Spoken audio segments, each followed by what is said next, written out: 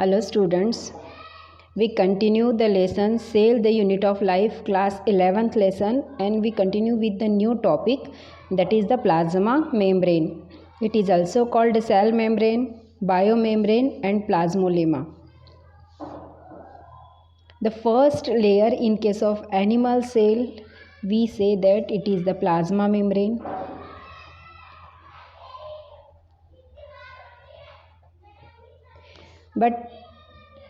And the second layer in plant cell, that is the plasma membrane. Then what is about the first layer in plant cell? The first layer in plant cell we called cell wall, and in last video we talk about the cell wall. Studied after the invention of electron transport in 1950. The plasma membrane firstly studied by the invention of electron microscope in 1950. Okay, where it is studied? Cell membrane studied firstly in human red blood cells that we called RBCs. The outer wall of RBCs firstly explained, and that name is given to them is the plasma membrane. Cell membrane is composed of, we also call that things the chemical composition of the cells. The chemical compositions of the cells or cell membrane, it is made up of protein and lipids. So 52% protein is there and 40% lipid is there. This data is given in NCERT, so it's so much important for the exam point of view. Okay, proteins are of three types of protein. They are mostly found. Structural protein make a backbone of the plasma membrane or cell membrane. It is the skeleton structure. Then enzymatic protein help in the function of the plasma membrane.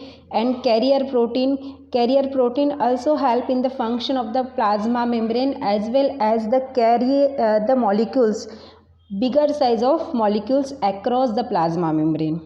Then 40% lipid are there.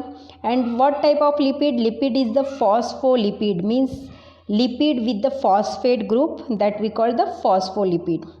Okay, whenever we see the structure of the phospholipid, it look like that, like structure, that is the part head, and head part we called, that is the group of phosphate. Head part shows the phosphate group.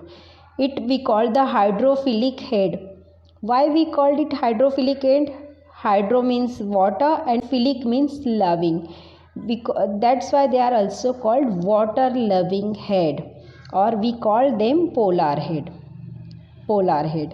The three names of them: polar head, hydrophilic head, or water head, loving part. And the tail part, we called it hydrophobic tail. Hydro, again water, phobia means fear. Hydrophobic, water hating end or non-polar tail. Head part is made up of phosphate group and the tail part is made up of fatty acid group. That's why phosphate is water loving, so that's why it is the water loving or hydrophilic end, and fatty acid is water hating because it does not dissolve in water. That's why it is hydrophobic in nature. Okay, now what type of protein are found in that protein? Two types of protein may be found in plasma membrane. The first protein we called integral protein or intrinsic protein. We also called it intrinsic protein. It partially or totally buried in the plasma membrane. Whenever see the fluid and mosaic model of the plasma membrane, then we see that the integral protein are partially or totally buried in the plasma membrane, while the peripheral protein lie on the surface of the membrane. It is not buried inside the membrane, or it is not embedded in the membrane. It is just outer side attachment to the plasma membrane. Improved model of plasma membrane was proposed by Singer and Nicholson. That is the important question, and so many times asked in the NEET examination as well as board examination for the MCQs pattern. Improved model of plasma membrane means so many scientists given the model of plasma membrane, but due to their functioning they are not follow the rules of their function and they have some drawbacks. That's why again and again so many scientists put their concept about the plasma membrane, and finally the plasma membrane model or concept given by the Singer and Nicholson, and their model is widely accepted model in 1972. Year is also important here. Which type of model they are given? They give the fluid mosaic model. Fluid means liquid. The plasma membrane is halfly liquid material. Mosaic is nothing but the pattern and model. Liquid pattern model में we call the fluid mosaic model. Okay. Now we see the structure of fluid mosaic model. This is the structure of fluid mosaic model. These are the phospholipid molecules. They are shown in green color, while the red color shows the protein molecules. That protein we called integral protein because it is embedded in plasma membrane, and these we called extrinsic protein. They are located to the periphery of the plasma membrane. Bilayer of the lipid is present in plasma membrane. Suppose it is the structure of cell, and all over that cell similar type of the plasma membrane located here. There are some cholesterol molecule are also embedded in the plasma membrane, and some glucose and other carbohydrate molecules are also present in it. Okay, how it is function now? How it is function now? We see that after that. Firstly, we see the bilayer of the lipid. Here the head part of the lipid is located, or inner side the tail part is located. We know that the head part of the lipid is hydrophilic in nature, water living, and that is the condition of outside of the cell. Outside of the cell there are so many interstitial fluid is present, and these interstitial fluid contain the number of water molecules. H2O is there.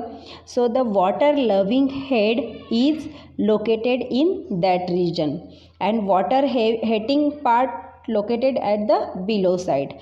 But similarly, that is the inside part of the cell, and cell cytoplasm contain also lot of quantities of water. So here also the head part of the lipid is located here, while the tail part located at the upper side, and in this way it prepared the bilayer structure.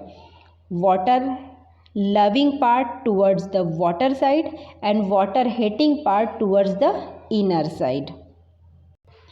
The nature of the lipid found in plasma membrane, that is the quasi-fluid. It helpful to lateral movement of protein within the overall bilayer. It is the bilayer structure, and the movement of the protein, that protein molecules move from across the membrane inside or outside the membrane, and due to that quasi-fluid nature, due to fluidity of the plasma membrane, the movement of the protein molecules overall the bilayer is very smoothly done. It also helpful in cell growth, formation of intercellular junction. Intercellular junction, here we talk about, whenever we talk about the plant cell, it is plasmodesmata, and whenever we talk about the animal cell, it is the gap junction or tight junction. Secretion, so many secretory enzymes or secretory materials are present in the plasma membrane. In their function we have already seen it. Endocytosis process and cell division process. It also help in the cell division process for the preparation of plate formation. And endocytosis is nothing but the entry of the macromolecules across the plasma membrane, and that function or that process we called endocytosis. Okay, now we see the function of plasma membrane. The first function, it is called selectively permeable membrane. Most of the time question asked from that part. Why the plasma membrane is called selectively permeable membrane? Because it is bilayer structure, and the pores present in the plasma membrane are very small in size, so selected material should be go from that pores. That's why it is called selectively permeable membrane. Macromolecules are not able to go or able to cross the plasma membrane. It helps in transport of molecules across it. So many molecules are transported through the plasma membrane, but that transport is of two types.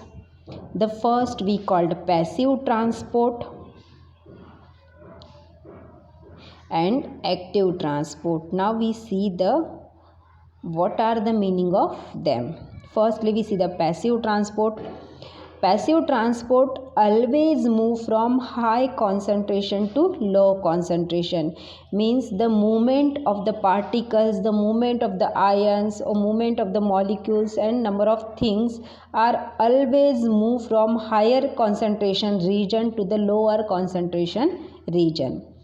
Along the concentration gradient, along with the concentration gradient, without the use of energy. That is the most important things here. In case of passive transport, there is no use of ATP. No use of ATP. Okay. It is again divided into two categories: simple passive diffusion and facilitated diffusion. Actually, diffusion and osmosis we already studied in lower classes, but we see here again. The passive diffusion, what happen in simple passive diffusion? The movement of the molecules from higher concentration region to lower concentration region. Suppose that is the cell, and it is the internal part of the cell and it is the external part of the cells. The glucose molecules are, so many glucose molecules are present outside of the cell and there is no glucose molecule inside the cell. That is the plasma membrane. So glucose are easily there. The concentration of glucose is higher outside the cell while the concentration of glucose is lower inside the cell. So the simple passive diffusion takes place like that, from higher concentration to lower concentration. The movement of the glucose particles from higher concentration to lower concentration. This we call the simple passive diffusion. But here the same things, the very small size particles are diffuses across the plasma membrane. In case of facilitated diffusion, it is also a passive type of transport. Special type of protein are present in the plasma membrane. We talk about it before it. They are we call the carrier protein, and carrier protein help for the functioning of the plasma membrane. Then the carrier protein, what happened? The carrier protein changes their shape according to the molecules. Whenever any type of the molecules come in contact with the plasma membrane, they capture it and rotate. The shape of that carrier protein is like that. After that is rotate, and that is the outside of the cell, that is the inside of the cell, and that particles come inside the cell with the help of carrier protein. That is just, this is the pattern of diffusion from higher concentration to lower concentration. Similar, the movement of the particles from higher concentration to lower concentration, but with the help of carrier protein. And in this process also there is no use of ATP. So that's why it is the passive transport process. Second is the active transport process. Osmosis is also the passive transport. Passive and active, in both condition osmosis takes place. Water move by the process of osmosis. We see here the or facilitated diffusion. So many times it is like a facilitated diffusion, and most of the time it is used the active transport for the water transport. Why we see it? Now we see the active transport. Okay. Active transport from the low concentration to high concentration. Suppose that is the cell, it is the plasma membrane. The concentration of the K plus ion here is low, while the concentration of the K plus ion inside the cell is high. But continuously the concentration of the movement of the K plus particle from outside to inside, but during this process, actually this process against the concentration gradient. That's why the ATP is utilized in this process. To catch up the K plus ion from lower concentration to higher concentration, the cell have to utilize ATP, and that process we called, that transport we called active transport, because it is against the rule of plasma membrane. That's why plasma membrane have to utilize ATP for such type of transportation. Active transport process we see detail here. The movement of bigger size molecules, ions, charged particles.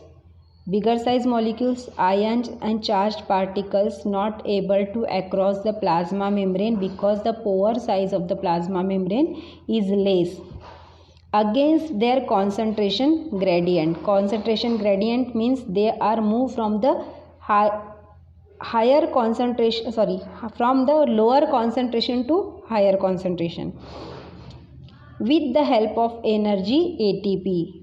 Energy is utilized here.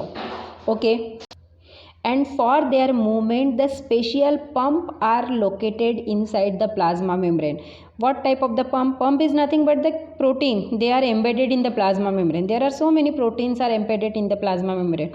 Some proteins provide the way for the sodium ions and some proteins provide the way for the potassium ions. That's why we call them sodium and potassium pump. If the sodium pump is there, then there is no entry of the potassium molecule through it, and if the potassium pump is there, then there is no entry of the sodium molecule across this pump. Generally the concentration of the sodium is more in outside the cell and it is low in inside the cell, while the concentration of K plus ion is more in inside the cell and Na plus ion is less in inside the cell. Okay, and for that pumping, cell have to utilize the energy in the form of ATP. Outside the cell contains sodium and chloride higher. The salty medium, interstitial fluid contains the salty medium. When 2K plus ions come inside the cell, because the inside of the cell K plus ion requirement is more. How it is more we are look at after the next video. When 2K plus ion come inside the cell, there are K plus ion are located outside the cell, some of them. Then use of the ATP, these K plus ion come inside the cell. Whenever the 2K plus ion come inside the cell, at that time similarly the 3 Na plus ions goes outside the cell. 2 ions potassium ion come and 3 sodium ion go outside the cell, but they are going through the different pump. Sodium go through the sodium pump and potassium come through the potassium pump. Rather than some charged particles, some ions are also move across the plasma membrane with different types of the pump or with different types of the channels or tunnels, and that channels and tunnels are provide the way of the movement across the plasma membrane. This is about the plasma membrane. If you want the notes about that topic, then you have to check the description box. In next video we talk about the next cell organelles.